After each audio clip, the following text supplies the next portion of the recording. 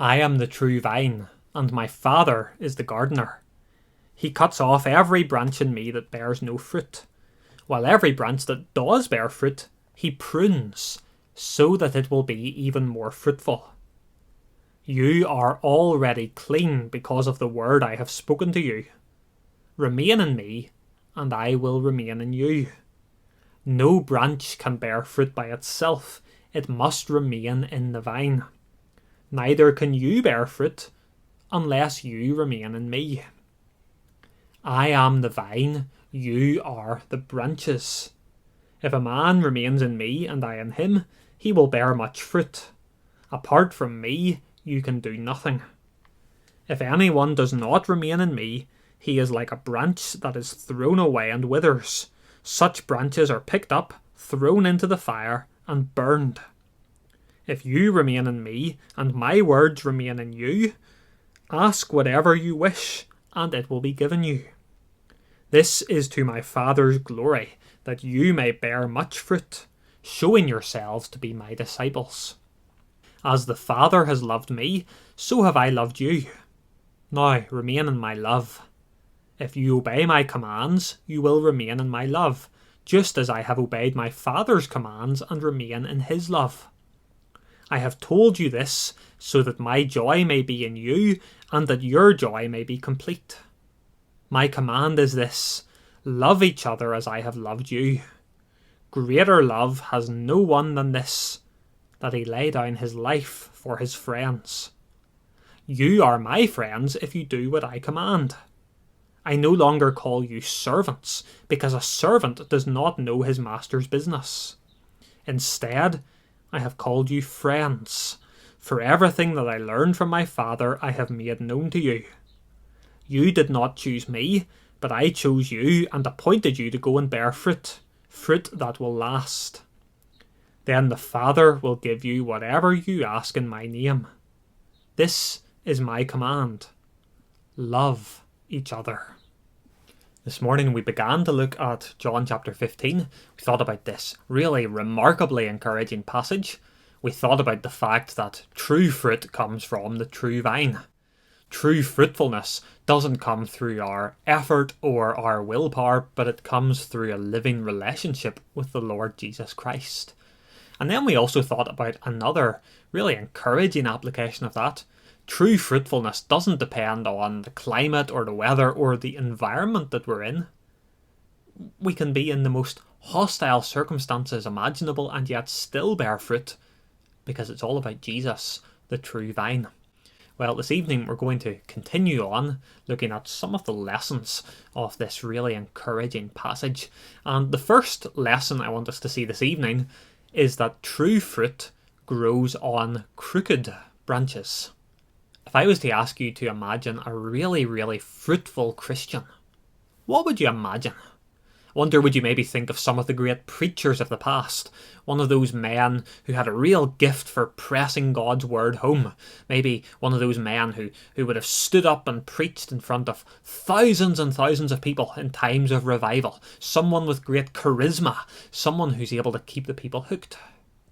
Maybe you'd think of missionaries. Maybe somebody who went to a far-flung land. Somebody who brought the gospel to a place where it had never been before. Or maybe you think of someone closer to home. Someone who has a real way with words. Someone who's able to just talk to just about anybody he meets, and he's able to point that person to Jesus Christ. I wonder, when you think of a fruitful Christian, do you tend to think of people along those lines? Well, there's a problem with that. The problem is very few of us are called to be preachers. And even those of us who are, we don't have the charisma of some of those incredible men of the past. Very few of us are able to just drop everything and go and be a missionary in a far-flung land. And very few of us have a way with words like some people that we see and we envy. The majority of us, I suspect, are more likely to get tongue-tied whenever Jesus comes up than we are to say something compelling. Whenever we think of fruitful Christians, what don't we think of? We don't think of people working mundane, dead-end 9-to-5 jobs. We don't think of people who are shy and clam up at the drop of a hat. We don't think of mothers who spend their days changing nappies and cleaning up after children. We don't think of children with learning difficulties. We don't think of adults with long-term disabilities. Humanly speaking, none of those people should be able to bear fruit. Humanly speaking, you should only bear fruit if you have the gift of the gab or you have a razor-sharp mind. Humanly speaking, you have to have bundles of energy or friends in high places. But Jesus doesn't simply speak on human terms. Jesus speaks here with the authority of God himself. And what does Jesus say? He says, if you remain in me, you will bear fruit. Now, I'm no gardener. And if you come to my garden, you'll see that that's the case. But I do know that if you go and if you inspect a tree, you'll find that not all of the branches look the same. Some of the branches are sturdier than others. Some are straighter than others. Some seem to grow at funny angles. But that's not what makes the difference. The only thing that actually matters when it comes to those branches is whether or not they are connected to the tree. And I think that the imagery of a vine is actually a very, very good illustration of the church. Because the church is full of all sorts of differently shaped branches, isn't it? Some Christians are sturdy. Other Christians look like a gust of wind could knock them over. Some Christians are confident. Others are desperately shy. Some Christians have master's degrees. Other Christians left school with no qualifications whatsoever. And yet, if a Christian is connected to the vine, no matter how crooked he may appear, no matter how weak and feeble he may be, if he's connected to the vine, what does Jesus say? He will bear fruit. That frail, elderly Christian who can't be out and about anymore, but whose armchair is a place of prayer. He will bear fruit. That stay-at-home mum who works unseen and often unappreciated. She will bear fruit. That Christian who works a dead-end job. He will bear fruit. That patient who stays hopeful in the face of surgeries and cancelled appointments. He will bear fruit. And you, Christian, however smart you are, however gifted you are, however much you feel you're lacking in those areas, if you remain in Jesus, you will bear fruit. True fruit grows on crooked branches. But the second lesson I want us to see this evening, true fruit is the mark of a true branch. Now, like I say, this is a really encouraging passage. It is, but it's also a passage that has a sting in the tail. It's a passage that is designed to cause us to ask some really serious questions. Now, I want you to notice that we have three different people in this picture Jesus paints. Starting with verse 1, we have Jesus himself. He's the vine. Then we have his father, and his father is the gardener. And then there's the branches. And the branches are simply anybody who claims to be a Christian. But notice, we have two different types of branch. We have branches that bear fruit, and we have branches that don't. Maybe you feel like asking, well, how can this be the case? I thought the whole point of this passage was that all the branches bear fruit. Well, not quite. Jesus is warning us here that first glances can be deceptive. Now, again, I'm no gardener. I've got even less experience when it comes to vineyards, but I've read that apparently if you were to go to a vineyard, the vines can look like a real mess. And apparently the branches have this real habit of getting very, very tangled together, and it can be very difficult to see where does this branch end and where does the other branch start. Is this part of that branch, or is it part of this branch? And it can be really hard to tell because they're so tangled, and sometimes they look so similar. And if you were to go to a vineyard, you'll see that some of the branches will be joined to the vine, and other branches will simply be hanging off the vine. Some of the branches will be living, others will be dead. And yet, it can be very, very hard to tell which one is which. And Jesus, he's warning us here, it is possible to look like you're joined to the true vine. And yet, even though you look like you're joined to the vine, you're not. It's possible to be completely dead. Jesus is saying here, there will be people, and at first glance, they look like they're true believers. They go to church. They act with integrity. They raise respectable children. They show kindness to their neighbours. They walk and talk and act like Christians, and yet they're not.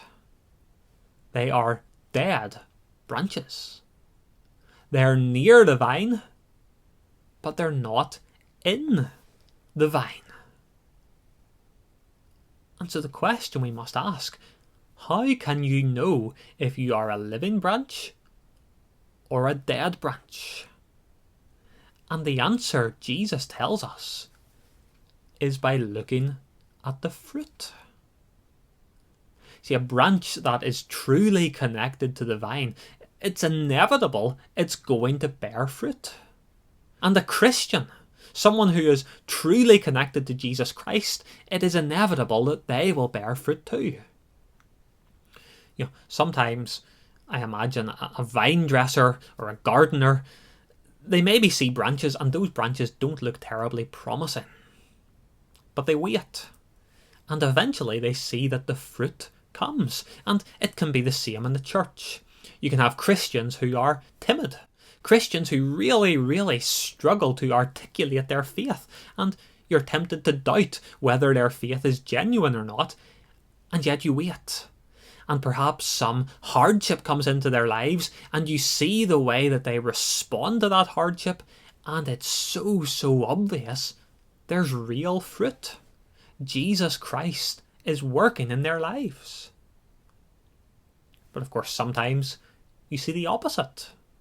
Sometimes you see someone and they profess to be a Christian. They have all of the answers. They're confident. They're impressive. They know how to talk the talk. And yet, as you observe their lives over maybe a period of several years, you see actually there's no fundamental difference between them and your decent, well-mannered man on the street. There's no grieving over sin. There's no appetite for striving after Christ-likeness. In fact, sometimes it eventually becomes clear they only look like they're joined to the vine. They're near the vine, but they're not part of the vine. Because fruit is the mark of a living branch. Now, Jesus tells us this so that we ask ourselves the question, but he doesn't tell us this so that we panic. He wants us to have a long, hard look at ourselves. He doesn't want us to despair. And so the question each of us has to ask is this: is there evidence of fruit within my life? Does my heart stir when I read about my Saviour? Does my heart ache when his name is slandered? Do I feel distress over the sins I commit? Do I fill with delight as I consider my salvation? Is my first instinct, whenever trouble hits, to get on my knees and pray? Do I rejoice with my brothers and sisters whenever they get good news, even if my plans aren't going according to plan? Am I a loving person? Does my mind often stray to my fellow believers? Do I pray for them? Do I have a genuine concern for them? Do I have a burden for the lost who live around me? Is there fruit in my life? Now, sadly, it may be for some people, as they examine themselves, they find precious little fruit. And in that case, they have to ask the question, am I really joined to Jesus Christ in faith? But that question, it's not supposed to produce despair. Because if you're in any doubt whatsoever, you can come to him. And you can plead with him to give you the faith that you need. You can plead with him to graft you into the vine and cause you to become a living branch. The consequences of not doing that are just so severe. Verse 6. If anyone does not remain in me, he is like a branch that is thrown away and withers. Such branches are picked up, thrown into the fire, and burned. The solution is not to despair. It's not to be crippled by fear. The solution is to come to Jesus and plead with him to give you this life that he offers. Because he says, the one who comes to me, I will never cast out. True fruit is the sign of a true branch. Then thirdly, true fruit needs the gardener's knife. Now, notice in this picture we have two different types of branch. And notice as well that the gardener reacts to those two branches in two different ways. Verse 5, he throws the dead branches into the fire. Verse 2, every branch that does bear fruit, he prunes. Now again, I'm no gardener, but I do know that pruning requires a blade. And the gardener, he comes along with his knife, he slices and he trims back the branch and he cuts away at the bits that need to go.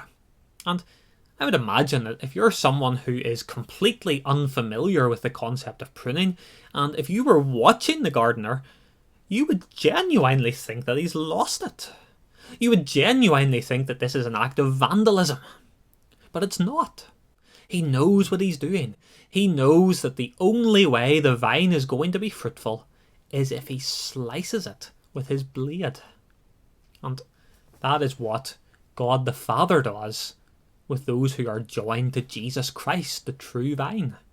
He prunes us. And I think there are two lessons in that. The first lesson, be thankful. Be thankful because God is fully committed to you bearing fruit. Maybe you're frustrated because you're not making the progress you would like to make. Well, here Jesus is telling us, you have a Father who doesn't just sit back and watch what happens. You have a Father who actively works in your life in order to make you more fruitful. Surely that gives us great hope as we long to be more like Jesus and we long to bring more glory to the Saviour. Be thankful because God is committed to your fruitfulness. But second lesson, look for God's pruning knife in your trials. Look for God's knife in your trials. Sometimes it seems like God is punishing us, doesn't it? We have problems at work. We fail exams.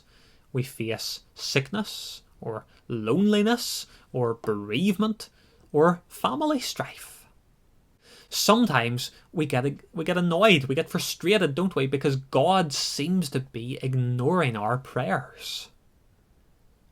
And yet, it's not that God is punishing us in the same way that the gardener is not punishing the branches when he takes out his knife. He's caring for them. And if you're a Christian, the Father's blade, as painful as it may be, is not a sign that he doesn't love you. It's not a sign that he has abandoned you. It's a sign that he cares for you. In fact, he cares for you far too much to leave you to your own devices. It may be this evening that some of you can feel that blade. And it's painful. It may be that some of you don't feel it currently, but you will feel it soon. It may be that some of you will enter into an awful trial that you long to escape, but it's not God's will for you to escape quickly. If that's you, be encouraged. If you are a true branch, then God the Father will use everything and anything to make you more fruitful. And as you bear more fruit, he will cause you to experience more and more of the blessing of being joined to Jesus Christ. It's all part of his perfect plan, which we see in verse 16. You did not choose me, but I chose you and appointed you to go and bear fruit. Fruit that will last.